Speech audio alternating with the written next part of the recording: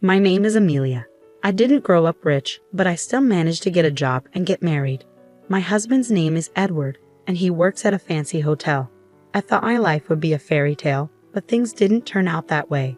My childhood home wasn't wealthy. We didn't have a lot of money, but I don't blame my parents at all.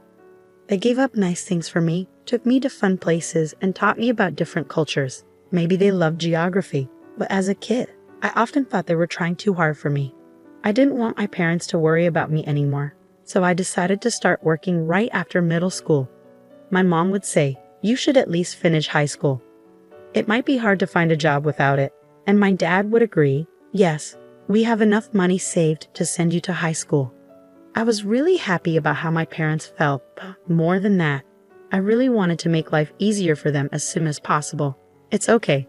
The sooner I start working, the sooner I'll start earning more," I said, not very sure of myself. But like my parents said, there was no guarantee I would find a job. During that time, I had a friend named Jessica who had moved here from another country when we started middle school. Her family wasn't rich either, which might be why we got along so well and always hung out together. Jessica could speak some English, so we managed to communicate. Without realizing it, I started learning Spanish by talking with her. By the time I was in 9th grade, I could speak Spanish pretty well. Maybe it was my Spanish skills that helped because, surprisingly, a travel agency decided to hire me. They saw value in my ability to speak Spanish. Jessica and I, having both left school after middle school, started working and gradually lost touch. I focused on my job, determined to earn money.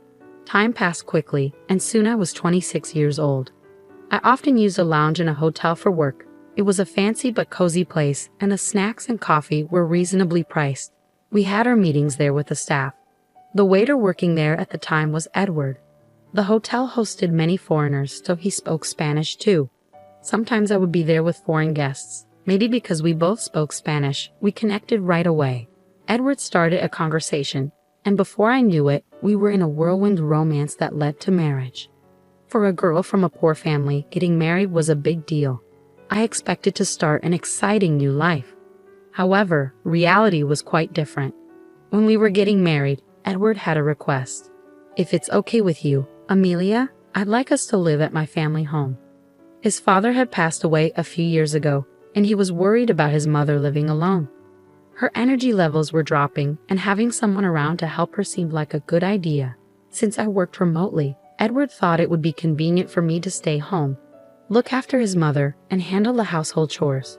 On the flip side, Edward often worked long hours and wasn't home much. With his rare days off, having me, a home-based worker, around must have seemed like a good arrangement to him. But I couldn't agree to it right away. When I first visited Edward's family home to introduce myself before our marriage, his mother reacted strangely after asking about my education. "Amelia, which university did you graduate from?" she asked. When I honestly replied, "Well, I didn't go to college. I only finished middle school," my mother-in-law went silent and just looked at me. Her expression showed she looked down on me. "Oh, middle school, well," she said, eyeing me with disdain. Because of this, I thought living with her might not be easy, so I mentioned my concerns to Edward casually.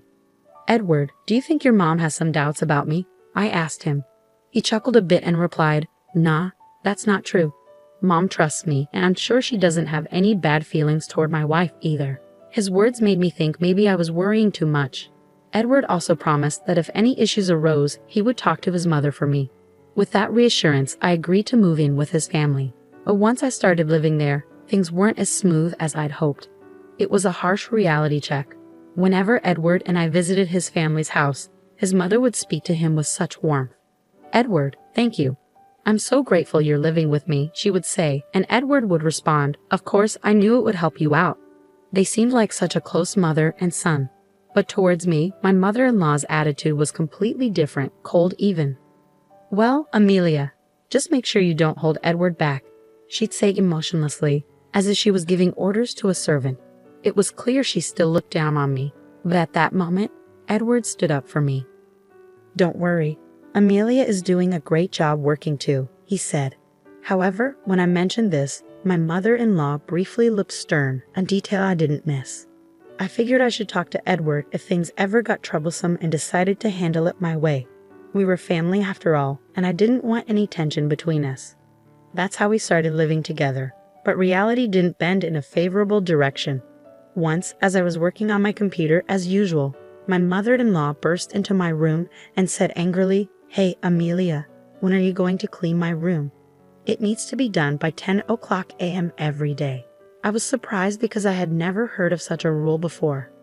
Sure, I agreed to do household chores, but we never discussed to what extent. If she had just told me kindly from the beginning, that would have been fine. After all, I have my own job and can't be available all the time. However, arguing wouldn't be mature, so I quickly finished my work, apologized, and started cleaning her room. Meanwhile, my mother-in-law was just relaxing in the living room, watching TV and eating snacks. Edward had mentioned concerns about his mother's health, but she seemed well enough to clean her own room. I had imagined she might have difficulty walking, but she was more lively than I thought. Once the cleaning was done, she immediately ordered, "Now start making dinner. And I like it plain. I won't tolerate anything too strong." She even told me to go shopping for ingredients right away. I thought it was too early to start cooking, but I decided to get it done and return to my work. When I got back from shopping, my mother-in-law was surprisingly still relaxing. It was hard not to feel annoyed, but I chose to hold back and just finish what needed to be done.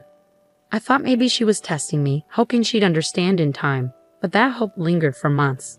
There were days when she complained about me being just 5 minutes late with the laundry or that the bathtub wasn't cleaned perfectly, nitpicking to an almost obsessive degree.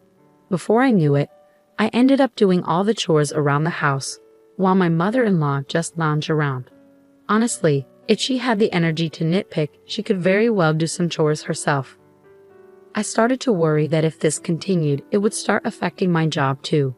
That was the last thing I needed, so I decided to wait until the evening to talk to Edward about it. Once my mother-in-law had gone to bed, I told him everything. "Hey, I think your mom just doesn't like me. I'm getting so tired of being constantly criticized." But Edward just chuckled and said, "Come on, that can't be true.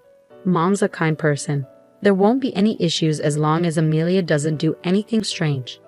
Please try to get along with her." He didn't believe me. Maybe it's because she's always doting on him and never complains to him. In fact, when Edward's around, my mother-in-law says, "Amelia, why don't you take a break and have some tea?" But even knowing that, there's a limit to my patience with this kind of life. I spend all day doing household chores and end up having to work on my job at night. To be honest, my trust in Edward is starting to fade. If nothing changes, I might just collapse from all the stress. Then, in the midst of all this, my mother-in-law dropped a bombshell. "Amelia, I'll be away for about a week in about 3 months from now, so make sure you keep the house in order, okay?" She sprang this on me out of nowhere.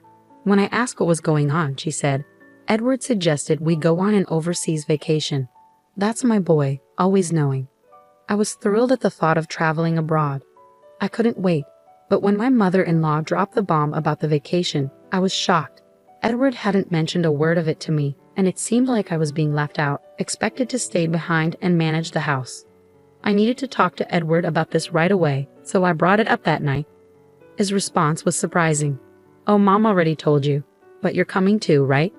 It turned out we had misunderstood each other. It seems my mother-in-law had lied to me. Even if Edward wants me to go, I can't possibly enjoy a trip with her. In frustration, I told him, "I don't want to go. I can't possibly have a good time with your mother." Then Edward completely lost it and lashed out. "Amelia, what the heck are you saying? How long are you going to keep up this childish nonsense? I won't allow you to speak ill of Mom like that. You better reflect on this. It's a vacation abroad for crying out loud, and I want to enjoy it too," he retorted. I was completely shocked. I couldn't believe Edward wouldn't trust me this much. Staying in that house had become nothing but agony for me. To prove to Edward that I was telling the truth, I decided to take action. The next day, since Edward was off work, the 3 of us had breakfast together. That's when I confronted my mother-in-law. "You're trying to leave me out of the trip abroad, aren't you?" My mother-in-law replied defiantly, "Oh, did I say that, Amelia? If you want to come, just come along, right?" But Edward interrupted. "Hey, Amelia, don't you understand yet? Apologize to Mom. Why are you being so defiant? You're not a child anymore." Despite my desire to clear things up and make Edward understand, my mother-in-law insulted me in the worst way. Well, maybe Amelia should just stay home, right? It's too early for someone like you to travel abroad. You won't appreciate the experience with your lack of education. Besides, lazing around at home every day without working, do you even deserve to go abroad? You know it, don't you? She said.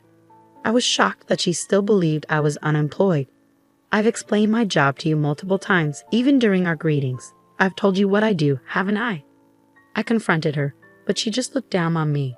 What job? Remote work. Don't joke with me. You're just playing on the computer at home. It's been getting on my nerves every day. There's no way you're making money with that. You're just stealing Edward's earnings, she blurted out. That really made me angry, but before I could respond, she went even further. I have Edward, and that's enough for me. Edward can speak Spanish and works at a renowned hotel. There's no need to waste his earnings on a woman like you, uneducated and unemployed. A bottom feeder like you should just leave as soon as possible, she continued. She just kept going. After all her harsh words, I looked at Edward, hoping he would understand. But his response was unexpected. Well, I can understand how Mom feels. Maybe Amelia needs to cool off a bit, he said nonchalantly, as if he was fed up with me. At that moment, I made a decision. I couldn't endure being treated like this by both the mother and son any longer. Even though my mother-in-law told me to leave, I still wanted to confirm. Am I really supposed to leave? I asked. Laughing, she replied. Of course, leave as soon as you can. We don't need bottom feeders like you around. So I said, understood, and began preparing to move out. I simply nodded to the two of them and left the house. As I was leaving, my mother-in-law called after me with a sneer. Enjoy your poor life, as it suits a bottom feeder like you. But they didn't realize that consequences would follow their actions. About 3 months after I left the house, around the time when they were scheduled to go on their trip abroad, my mother-in-law called me. Amelia, I finally reached you. What's going on? She sounded quite frantic. First, I replied, I'm surprised you managed to call this number. She said, of course, I tried several times and couldn't get through. I even called your parents' house to get your new number. I had informed my parents that either Edward or my mother-in-law might call. If they did, they should call back at this number. What's wrong? I asked in a panicked tone. She said, what's wrong? We're getting all sorts of collection letters. Help me out. I didn't know about any of this. Well, that's expected. You haven't been paying the utilities, have you? I simply answered. My mother-in-law seemed lost in her thoughts. I absolutely thought Edward was covering our living expenses. To find out you were paying for everything, why didn't you tell me? I had no idea you were making that much money. It's a bit late to bring this up now, I said, though perhaps Edward finally told her the truth. That's right. I had already started my own business using the expertise I gained from the travel agency. I used to work for a travel agency, and now my own business had grown to the point of earning $20 million, being widely accepted around the world. What shocked my mother-in-law even more was probably Edward's income. Just because he worked in a lounge at a well-known hotel didn't mean he was making a lot of money. If anything, Edward was just an average worker on the lower end of the pay scale, and speaking Spanish at that hotel was nothing special. There were many Spanish speakers there. Even if he could speak it, it wasn't anything remarkable. There's no way his income could cover the living expenses for 3 people. In reality, just making ends meet for himself was all he could manage. It's ridiculous that she hadn't realized until a collection notice came that I was the one paying all the living expenses for my husband's family. But the more I listened to my mother-in-law, the more shocking facts came to light. The reason why she insisted on me living with them wasn't to keep an eye on her. It was because she had been living off my father-in-law's wealth.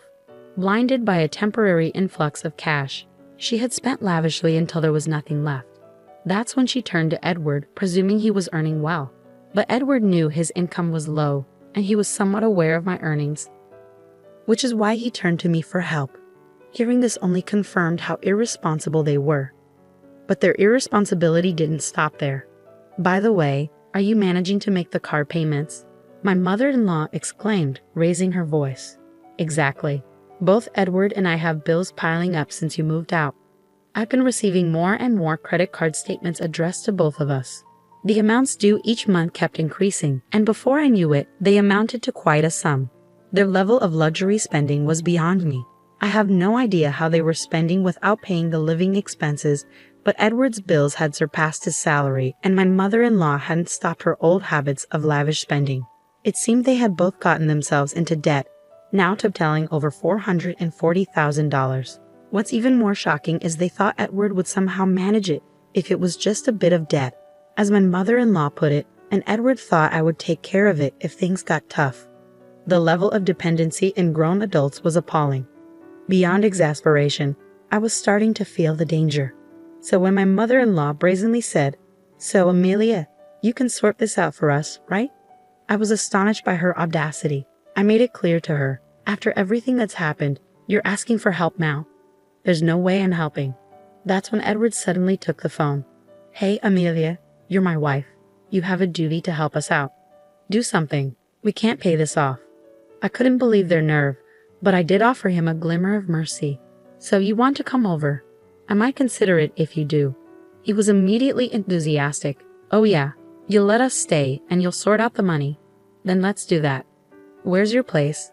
"I'll head there right now," he said eagerly. I had to be honest. "Well, if you can make it. I'm in Hawaii right now. I have a vacation home here," I said. Both Edward and my mother-in-law couldn't hide their shock. "What do you mean, Hawaii? We can't afford to go there right now." Edward panicked. I calmly replied, "Weren't you planning to travel abroad? Just swing by Hawaii. Your mother would love it. And you did ask my family for my phone number, right? Didn't you realize it was an international number?" I added, "Oh, and don't forget the cost of this call. It adds up if you're on for a long time." To make my point clear, I said if we get divorced, I might think about helping with the money too. Edward quickly replied, "All right, I got it. Let's just get divorced first then." It seems like Edward realized his debts were something he couldn't trade for anything else. So I told him I'd deliver the divorce papers once I got back to California and ended the call. About a week later, I returned to California, made sure to have the divorce papers properly written up, and the divorce went through without a hitch. Edward looked quite worn out, so I guess he's been living pretty lean these last few days. He mentioned something at that time. It turns out he had been counting on my money for the overseas trip as well. Hearing that didn't even surprise me anymore. They probably thought I would pay off their debts, but of course I had no intention whatsoever of doing that. What I proposed was, first of all, for both of them to stop living so extravagantly, and then for Edward and my mother-in-law to work hard. I told them if they did, they could eventually pay off the debt and at least manage the basics. When Edward heard this, he lashed out. "Hey, that's not what you promised. You were supposed to think about the debt." But I was like, "That's why I did you a favor by thinking of a way for you guys to handle your debt repayment. So good luck. Once you can afford to travel abroad again, I'll invite you to my Hawaii villa," I said with a touch of sarcasm and left their place. Afterward, they both seemed to be working themselves to the bone from dawn till dusk, barely scraping by. It's probably a good lesson for them since they've had it easy until now. On a different note, I heard that Jessica also built a house in Hawaii. I had a reunion with her after so long. She took up a job that took her around the world after graduating from middle school, and now seems to be a company president just like me. She had her parents come over to the house she bought, and they are living it up together. So I called my parents over from California, and we started living here. Now I sometimes visit Jessica's place. We both feel blessed to be able to give back to our parents and encourage each other as we work hard at our jobs.